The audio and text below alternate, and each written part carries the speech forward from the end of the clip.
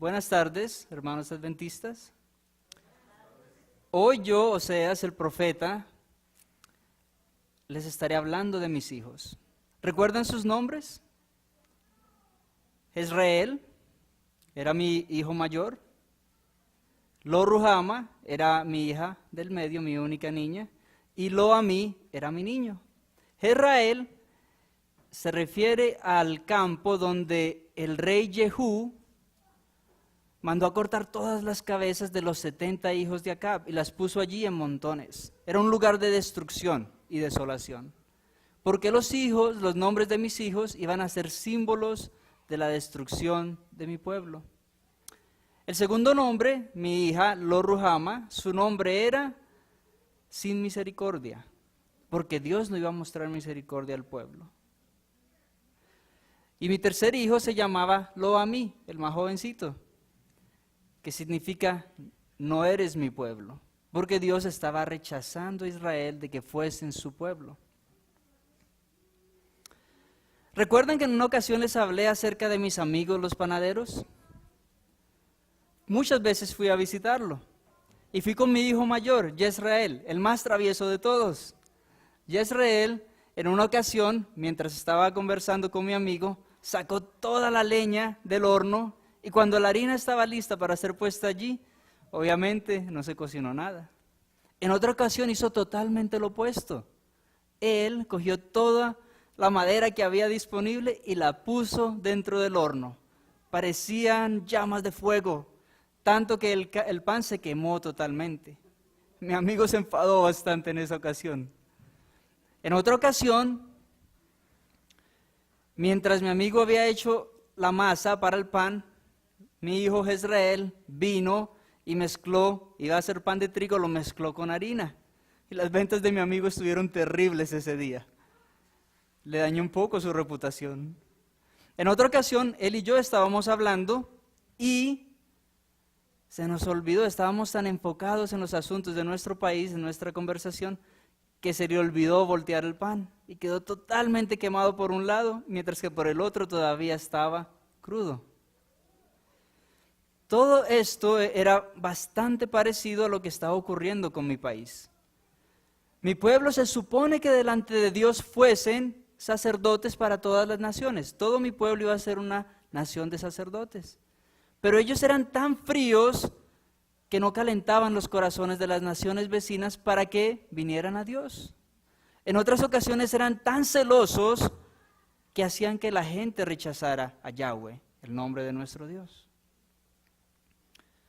Posteriormente ellos hicieron algo aún peor.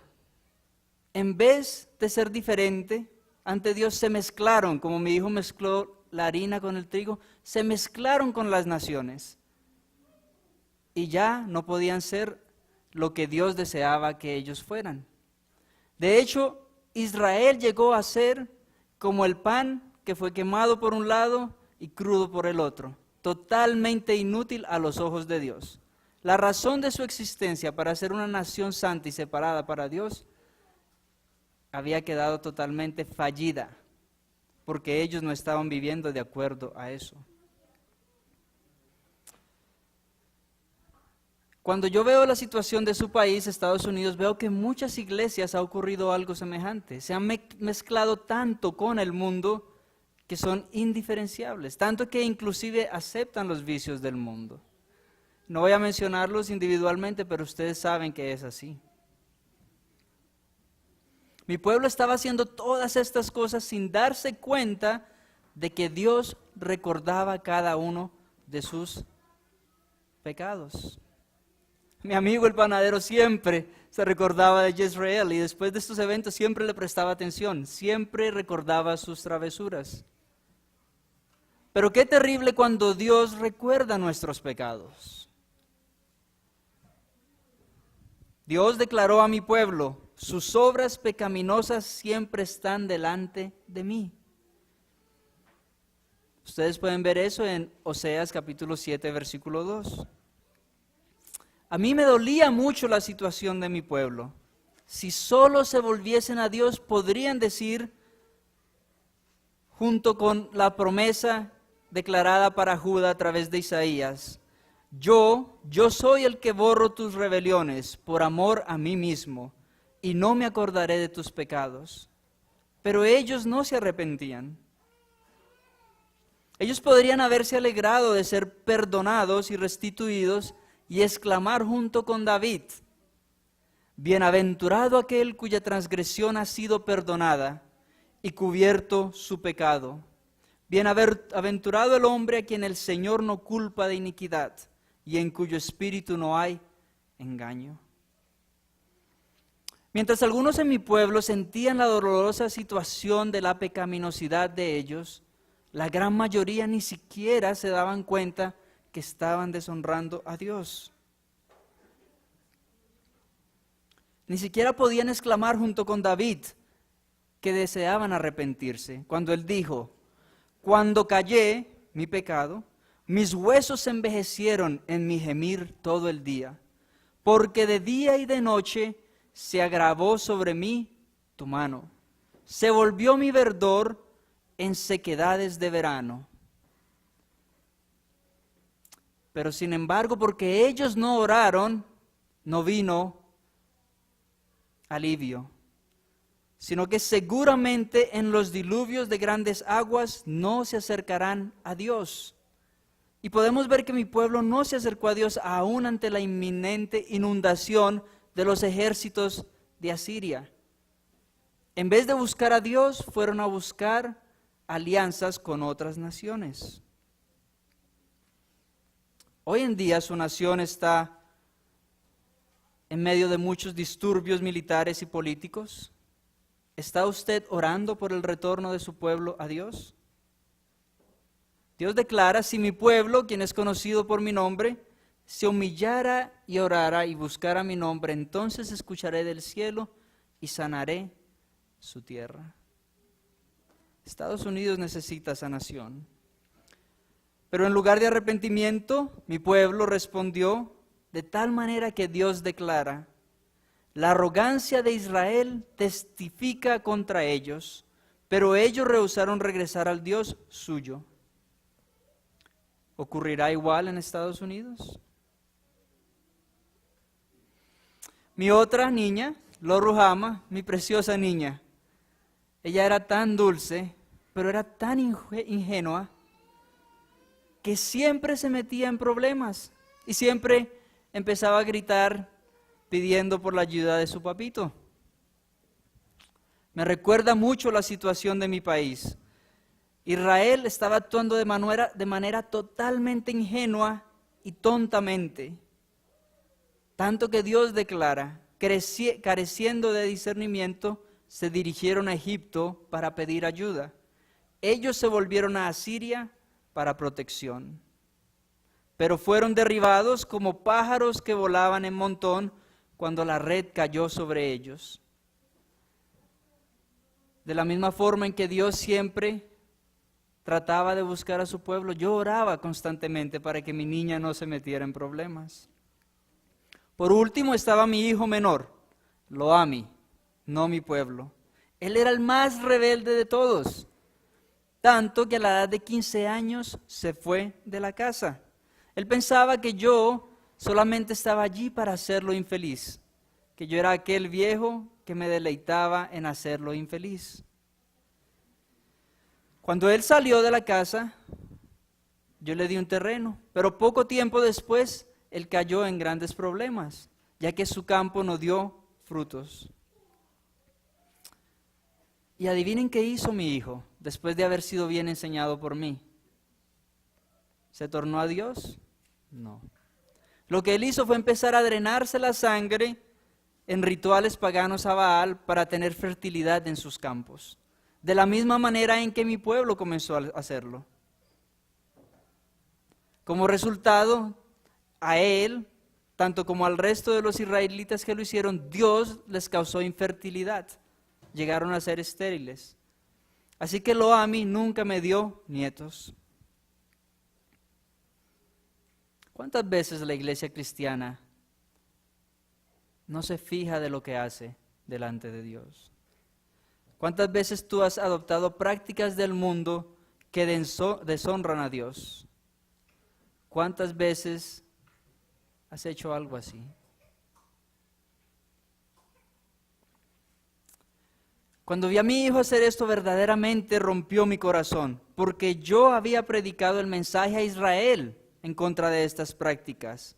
Yo les declaré: ay de ellos, porque se han apartado de mí y no clamaron a mí con su corazón cuando gritaban sobre sus camas para el trigo y el mosto, y se cortaron y se rebelaron en contra de mí.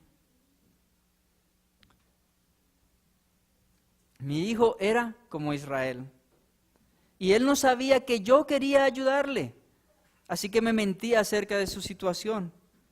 Él se alejó de mí, aunque fui yo quien le enseñé y fortalecí sus brazos en las habilidades agrícolas.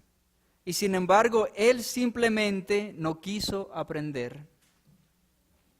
Así como Israel, que Dios comparó con un arco poco fiable, en Oseas 7:16, un arco engañoso, mi hijo, cuando disparó, no alcanzó la marca.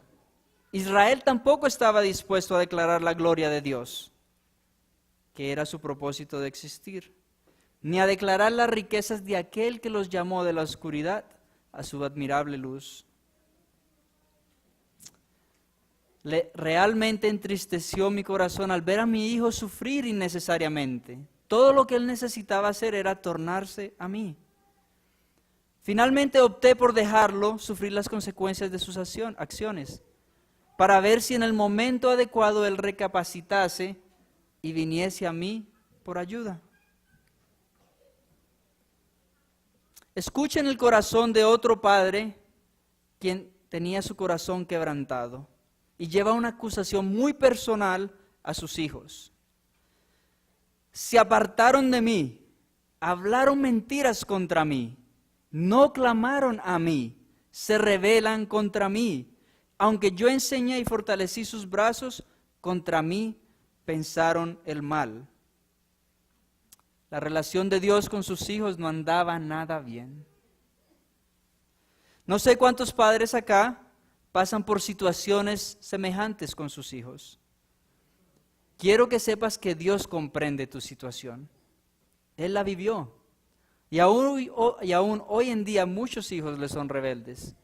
Él sabe lo que tú estás experimentando. En referencia a la siembra y la cosecha de mi pueblo, al igual que mi hijo, ellos no estaban recibiendo buena cosecha.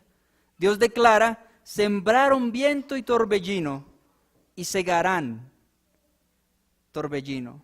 No tendrán mies, ni su espiga hará harina, y si la hiciere, extraños la comerán. De la misma manera en que mi hijo no sembró diligentemente y no cosechó, Israel estaba a punto de perder su tierra. Mi hijo, finalmente endeudado por no haber cosechado, vendió el campo a unos extranjeros, bastante semejante a lo que ocurrió con mi pueblo, que finalmente fue tomado por unos extranjeros y cedió su tierra a estas personas, a estos extranjeros paganos, a estas naciones. Y de sacerdotes de Dios pasaron a ser entre las naciones como vasija que no es estimada. Estoy tan contento de que la iglesia remanente no es irrelevante en el mundo hoy. Pero quiero preguntarte, ¿cómo tú estás ayudando personalmente a la relevancia de la iglesia adventista en estos últimos días? No sea que en algún momento se torne en algo inútil para la obra de Dios. ¿Está siendo relevante para la obra de Dios? En mi tiempo Israel estaba cortando la relación con Dios. Aunque mi pueblo se jactaba de fervor religioso, prosperidad militar y económica, porque recuerden que de hecho nos estaban dando tributo a algunas naciones, en realidad no estaban siendo fieles a Dios. Por un lado ellos declaraban: Dios mío, te hemos conocido. Y sin embargo en sus acciones habían deshecho el bien. cuanto más multiplicaban los altares, más ellos multiplicaron su pecado sobre estos. ¡Qué ironía! Entre más ellos multiplicaban sus altares, sus iglesias, más multiplicaban su rebelión en contra de Dios. Mi pueblo pensaba que estaba adorando a Dios, pero lo estaban deshonrando con sus pecados y sus prácticas culticas externas. ¿Qué es lo que tú traes a la casa del Señor? ¿Una adoración externa? ¿Una tradición? ¿O una verdadera y genuina adoración a tu Dios y Redentor? Sí, es verdad que toda la autoridad viene de Dios, pero las cosas andaban tan mal que escuchen lo que Dios declara en Oseas 8:4. Ellos establecieron reyes sin mi consentimiento, nombraron príncipes sin mi aprobación, hicieron ídolos de plata y oro, pero serán destruidos. Así que podemos ver que inclusive el pueblo de Dios escogió leyes sin la aprobación de Dios. Es para pensar, ustedes tuvieron recientemente elecciones en este país. ¿Fue la voluntad de Dios que este presidente fuese electo? Tal vez lo fue, pero es algo para pensar. Inclusive el pueblo de Dios colocó líderes sin la aprobación divina. A causa de esto y de su adoración a becerros, Dios dijo a mi pueblo: se encendió mi enojo contra ti, hasta que no pudiste alcanzar purificación. De hecho, Él les preguntó: ¿hasta cuándo serán purificados? En otras palabras, les estaba diciendo: si no buscan la pureza, no sobrevivirán en su tierra por mucho tiempo. Serán sacados de allí. Dios dijo: comenzarán a consumirse bajo la opresión de un rey poderoso. Yo, alarmado, le dije a mi pueblo: Jehová ahora se acordará de tu iniquidad y castigará tu pecado. Entonces volverás a Egipto. Ahora bien, yo no les dije que iban a volver a Egipto literalmente, me refería a que iban a volver al estado de esclavitud en el que estaban en Egipto. Porque ustedes saben que históricamente ellos no fueron a Egipto, sino que fueron en exilio a Asiria y Babilonia. Así que el exilio hacia Asiria iba a revertir el éxodo de Egipto por su infidelidad. Por eso Dios dijo: no quedarán en la tierra de Jehová, sino que volverá Efraín a Egipto y a Asiria, donde comerá vianda inmunda. Qué interesante el castigo que le dio Dios a mi pueblo. El castigo cabía adecuadamente con el crimen, se ajustaba al crimen. Israel se había hecho inmundo en la tierra que Dios le había dado. Ahora Dios lo enviaba a comer cosas inmundas en naciones inmundas. Ellos demostraron ser indignos de la libertad que disfrutaban en su tierra. Me pregunto si eso también se aplicará a ustedes en Estados Unidos. Quiero que prestes atención a este mensaje que les dije a mi pueblo.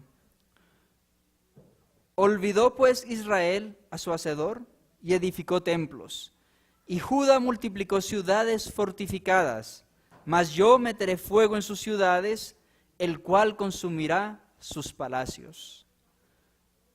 Verdaderamente, si yo viviera en América en estos días, les diría el mismo mensaje. En aquel tiempo anuncié un juicio inminente, pero como ellos estaban tan engañados en su confianza propia, en su economía y sus recursos militares, se burlaron de mí y de Amos. De hecho dijeron: necio es el profeta, el hombre espiritual es insensato. Ellos reprochaban y decían: pero Oseas, ¿no ves la prosperidad en la que vivimos? ¿No ves la cantidad de templos que tenemos? Pero no sabían que en esto no agradaban a Dios. Volviendo a mi hijo menor, Loami, él se inclinaba al mal aún desde pequeño, aún desde niño. Siempre fue el más rebelde de todos. Él andaba en fiestas y borracheras y a menudo también participaba en orgías. Semejantemente, Dios encontró a nuestros antepasados, a los israelitas. Ellos eran como uvas en el desierto. Y Dios declara: como uvas en el desierto hallé a Israel. Como la fruta temprana de la higuera, en su principio vi a vuestros padres. Y hasta aquí todo está bien. Pero justo después de esto Dios declara: ellos acudieron a Baal Peor, se apartaron para vergüenza y se hicieron abominables como aquello que amaron. Ahora la palabra allí, apartarse, es la misma palabra que se usa para santidad, para separarse, apartarse para el servicio de Dios. En vez de apartarse para servir a Yahweh, a Jehová, se apartaron para servir a Baal. ¿Sabían ustedes que cada quien se vuelve como lo que adora, como lo que idolatriza? En mis tiempos los ídolos eran de piedra fría, indiferentes e impersonales. Mi pueblo se tornó indiferente y frustró su relación personal con Dios. Hoy en América y en el mundo, algunos de sus ídolos son inmorales, orgullosos, egoístas, materialistas, codiciosos, ásperos e implacables. ¿Qué estás tú reflejando? ¿Te estás pareciendo más a Jesús o te estás pareciendo más a estos ídolos? Del mismo modo, yo me encontré a mi hijo pareciéndose más a estos dioses que ni dioses eran. En realidad eran demonios inmorales. Mi hijo incluso se involucró en sacrificios de fertilidad, no solo cortándose, sino participando en orgías cúlticas. Y junto con el resto de los israelitas, como les recuerdo, Dios le trajo infertilidad. Finalmente Dios declaró: mientras curaba yo a Israel, se descubrió la iniquidad de Efraín y las maldades de Samaria. Por la perversidad de sus obras los echaré de mi casa, no los amaré más. Todos sus príncipes son desleales. Efraín fue derribado y andará entre las naciones. Seguramente dirán ahora: no tenemos rey porque no temimos a Jehová. ¿Y qué hará el rey por nosotros? Qué terrible que Dios diga: no te amaré más. Y aún así mi pueblo no escuchaba. Porque ya veis, Israel era como una frondosa viña que da abundante fruto para sí mismo. Conforme a la abundancia de su fruto, multiplicó también los altares. Conforme a la bondad de su tierra, aumentaron sus ídolos. Como resultado, Efraín será avergonzado e Israel se avergonzará de su consejo. De Samaria fue cortado su rey como espuma sobre la superficie de las aguas. Y los lugares altos de Avén serán destruidos, ya que fueron lugares de pecado para Israel. Y Dios continúa con algo que también aplica a ustedes. Y dirán a los montes: cubridnos, y a los collados: caed sobre nosotros. ¿Recuerdan que en el libro de Apocalipsis dice que algunas personas van a desear que los montes caigan sobre ellos? Qué triste que el pueblo de Dios esté esperando algo así. En vez de estar esperando la promesa bienaventurada de su segundo regreso y declarar: he ahí al Dios al que hemos esperado. Pero mi pueblo se seguía apartando de Dios. En mis días llegaron hasta lo más bajo en su corrupción, como en los días de Gabaa. ¿Recuerdan qué ocurrió en Gabaa? Allí había un hombre levita que estaba pasando por territorio de Benjamín y decidió descansar la noche allí. En aquel lugar, la ciudad de Gabaa, muchos hombres vinieron a acosarlos en la puerta para que salieran los hombres y tuviesen relaciones con ellos. Obviamente ellos rechazaron esa desagradable oferta, pero lograron sacar a la concubina del hombre. y fue abusada toda la noche, tanto que ella murió y fue dejada allí en la puerta de la casa. Este hombre en gran alarma la cortó a ella, hizo algo bastante drástico, la cortó en 12 pedazos y la envió a las 12 tribus de Israel. Estas tribus, los líderes, alarmados por esta situación, se unieron y fueron a traer a juicio a esos individuos. Dios declaró que, al igual que en esos días, la destrucción de mi pueblo iba a ser segura. Iban a recibir los juicios de Dios. Dios los disciplinaría y reuniría a las naciones para atacarlas, para atacar a Israel y a Judá, y para atarlas en cadenas. En estos días podrían ustedes estar al borde de una guerra con varios frentes. Hay rumores de Corea del Norte, China, Irán y Rusia. ¿Podría ser esto disciplina para una nación rebelde como es Estados Unidos? Ahora, déjenme decirles, yo no tengo culpa alguna en la forma como mis hijos llegaron a ser, ni tampoco Dios en la rebelión de su pueblo. De hecho, Dios declara en su palabra: Efraín es novilla domada que le gusta trillar, mas yo pasaré por sobre su lozana cerviz. Haré llevar yugo a Efraín, arará Judá, quebrará sus terrones Jacob. Sembrad para vosotros justicia, segad y cosechad para vosotros misericordia. Haced para vosotros un terreno llano, porque es el tiempo de buscar a Jehová, hasta que venga y os enseñe justicia. Dios se esmeró por enseñarle a mi pueblo, pero mi pueblo, en vez de cosechar justicia, aró impiedad y segó iniquidad. Y no satisfechos con esto, comieron del fruto del engaño, tanto que confiaron más en sus posesiones materiales y el poder militar que en su Dios. Y cuando el tiempo de la calamidad y la guerra llegó, su confianza en su propia fuerza les fue inútil para librarlos de sus enemigos. ¿Podría esto pasar en América? Pueblo de Dios, la verdadera religión no es adherirse a unas reglas, no es dejar de hacer ciertas cosas, de hecho no es hacer una gran cantidad de cosas buenas. La verdadera religión es conocer a Dios. Y este era el gran problema de mi pueblo. Ellos no conocían ni reconocían a Dios como su Padre amoroso. Ahora bien, no porque yo escribí el libro de Oseas digo esto, pero en el Antiguo Pacto, el Antiguo Testamento, no hay otro libro que presente el amor de Dios de manera más elevada. En mi libro ustedes pueden leer, en Oseas del 1 al 3, Dios se presenta como aquel esposo fiel y perseverante ante su esposa infiel.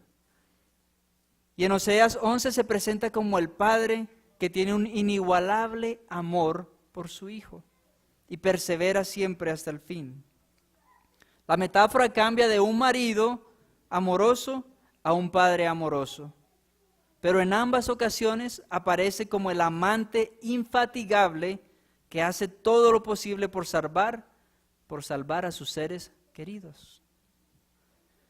Dios usa estas relaciones interpersonales para tratar de mostrarnos cuánto nos ama. Qué Padre tan amoroso que es Dios para con nosotros.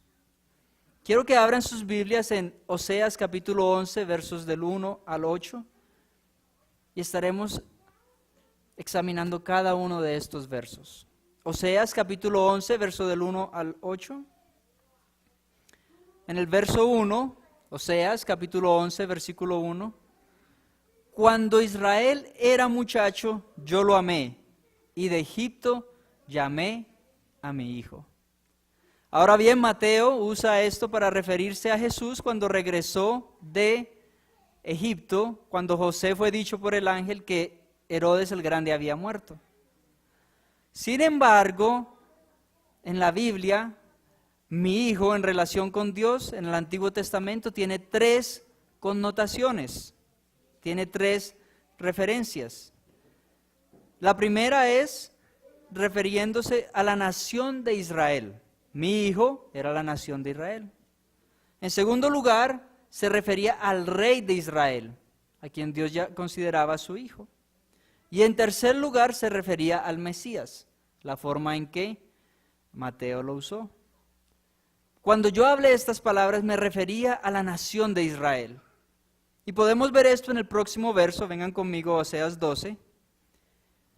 Cuanto más yo los llamaba, tanto más se alejaban de mí. A los Baales sacrificaban y a los ídolos ofrecían sahumerios. Esto no se refiere a Jesús el Mesías, eso se refiere a mi pueblo Egipto cuando fue liberado, mi pueblo Israel cuando fue liberado de Egipto, después se tornó en pos de los Baales. Mientras nosotros los profetas llamábamos, ellos hacían exactamente lo opuesto. Como un jovencito, como mi rebelde lo a mí. Le decíamos ven y se iba para el otro lado. Verso 3, Oseas 11:3. Sin embargo, fui yo quien enseñó a Efraín a caminar. Y lo tomé por el brazo, pero no conoció que yo le cuidaba o que yo lo sanaba. ¿Puedes imaginarte a Dios como un padre tomándote de la mano y enseñándote a caminar en sus caminos? Eso es Dios para nosotros.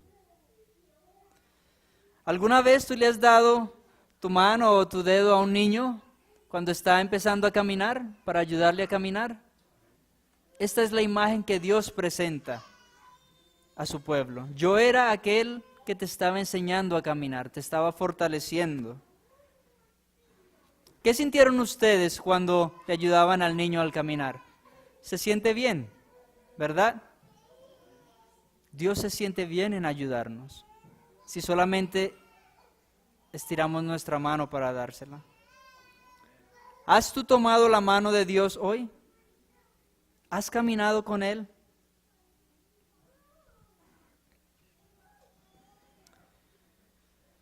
Y sin embargo, Israel, mi pueblo, no reconocía que era Dios quien los guiaba.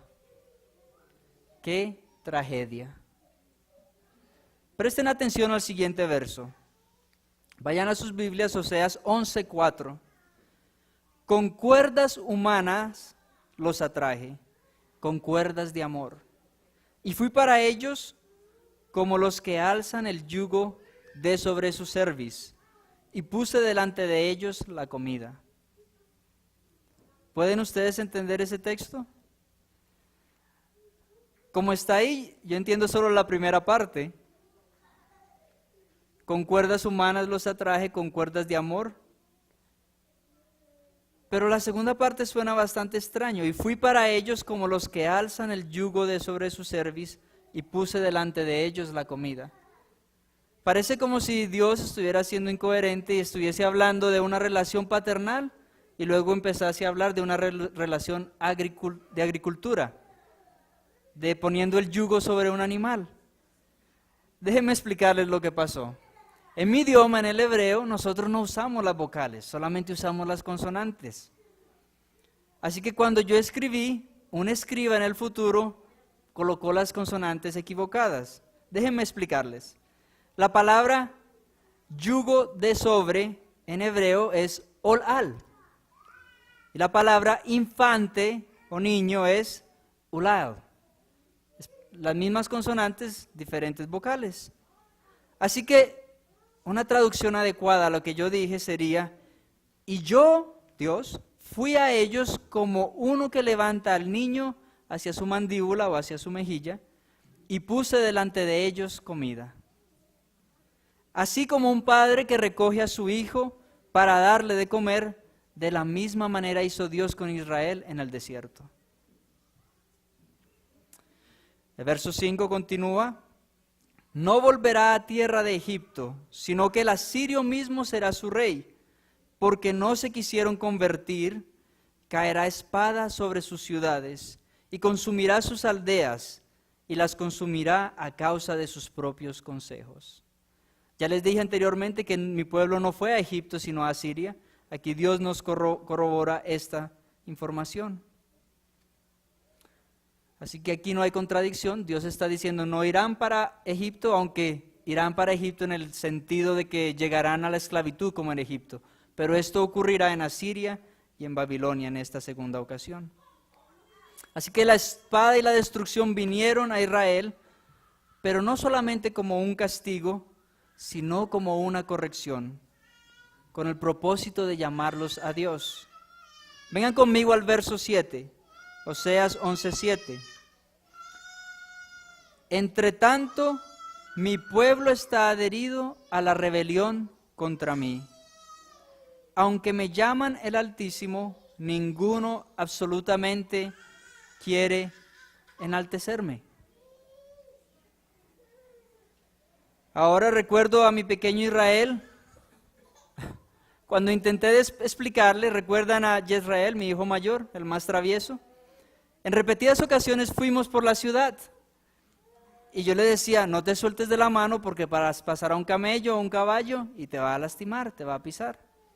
En una ocasión me agaché y le hablé y le dije, tú, Yisrael, niño pequeño, si sales caminando y te sueltas de mi mano, el caballo grande te va a pisar y te va a doler. Pero él no escuchó. Pero ¿saben qué sí escuchó? Una buena nalgada. Eso sí llamó su atención. De igual manera Dios trató de hacer lo mismo con mi pueblo. Él les envió mensajes con los profetas. Trató de razonar con ellos, pero no escucharon. Él los castigó, los puso en time out. Les trajo hambrunas y sequías y solo funcionó por un poco tiempo. Pero en esta ocasión Dios iba a usar una medida drástica, una buena nalgada para Israel, el exilio. Y en esta ocasión mi pueblo sí entendió. Esto curó su idolatría, tanto aún que, como saben ustedes, cuando vino el Mesías, Jesús, no lo rechazaron porque ya solamente creían en un solo Dios. Así que Dios aquí tomó una medida drástica. Cuando yo me enteré, cuando Dios me declaró que iba a destruir a mi pueblo, trajo mucha angustia para mí. Pero yo entendí que era una medida drástica para que mi pueblo no se perdiera en la idolatría. De la misma manera que yo tuve que dar una palmada a mi hijo Yisrael para que no fuese atropellado por un caballo. Dios usó una estrategia extrema en esta ocasión.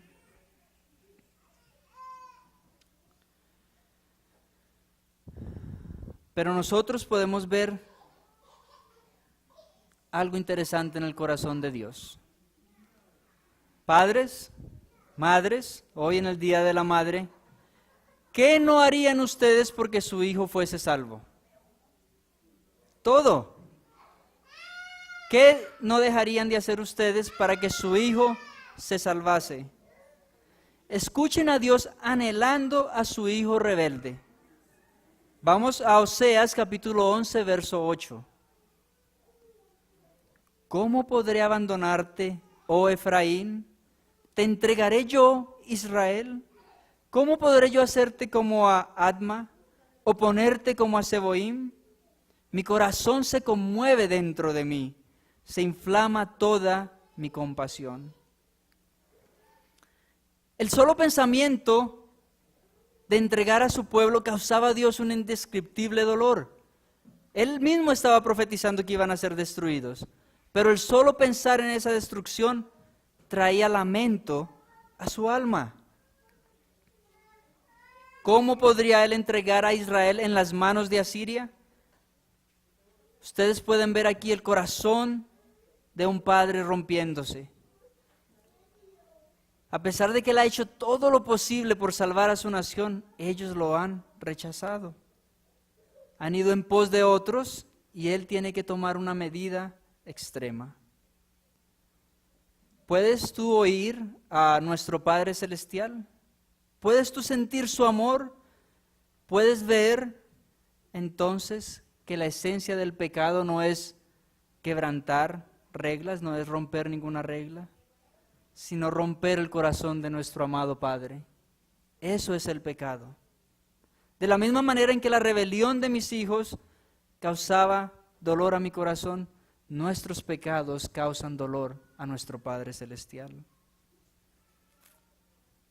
Dios continúa, verso 9. No ejecutaré el ardor de mi ira, ni volveré para destruir a Efraín, porque Dios soy y no hombre, el santo en medio de ti, y no entraré en la ciudad.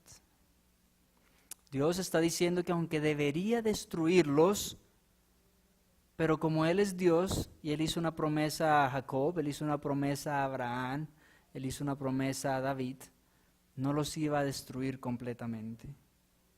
En otras palabras, Dios dice, no llevaré a cabo el ardor de mi ira, no destruiré totalmente a Efraín, porque yo soy Dios y no hombre, el santo entre vosotros, y no vendré con ira completa.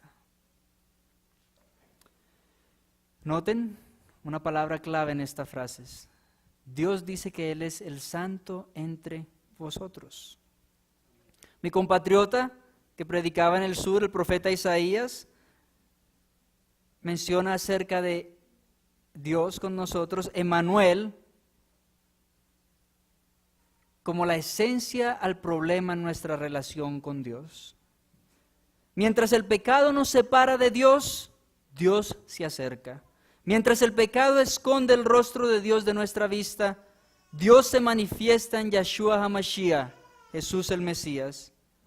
Mientras el pecado nos impide conocer a Dios, Dios se da a conocer de tal manera que le podamos entender. Dios con nosotros comenzó en Génesis, en el jardín del Edén con Adán y Eva. Y Dios con nosotros concluirá en Apocalipsis, nuevamente en el paraíso. ¿Cómo es que un Dios infinito, trascendente, omnipotente, puede comunicarse con criaturas finitas, temporales, como nosotros? Él lo hace con un amor inimaginable. Él lo hace con un amor inigualable, con el amor de un padre por sus hijos.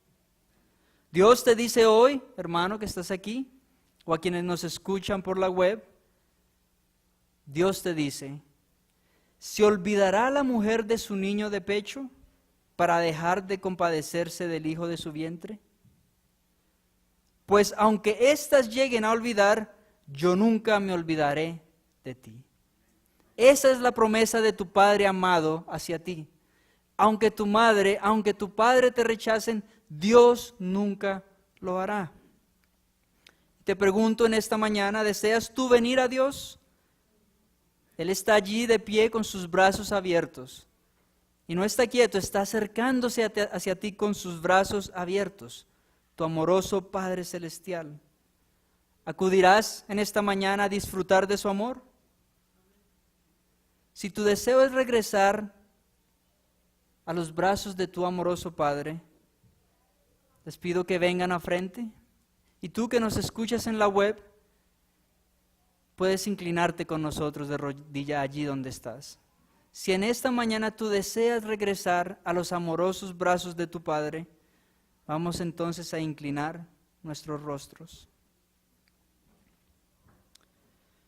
Dios Padre, tú eres verdaderamente nuestro amado Padre.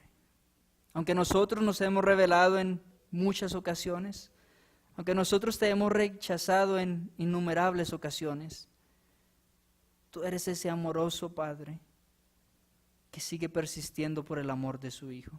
Tú eres ese Padre que perdona y recibe a su Hijo pródigo en sus manos. Tú eres ese Padre que se deleita en poner un anillo nuevo y ropa nueva en su Hijo que estaba perdido y ha regresado. Dios Padre, te pido en esta mañana que a todos aquellos que han aceptado el llamado a retornar a tus brazos, tú les des esa bendición de ser hijos tuyos, Señor. Bendícenos en este día, en el nombre de nuestro amado Redentor Jesús. Amén.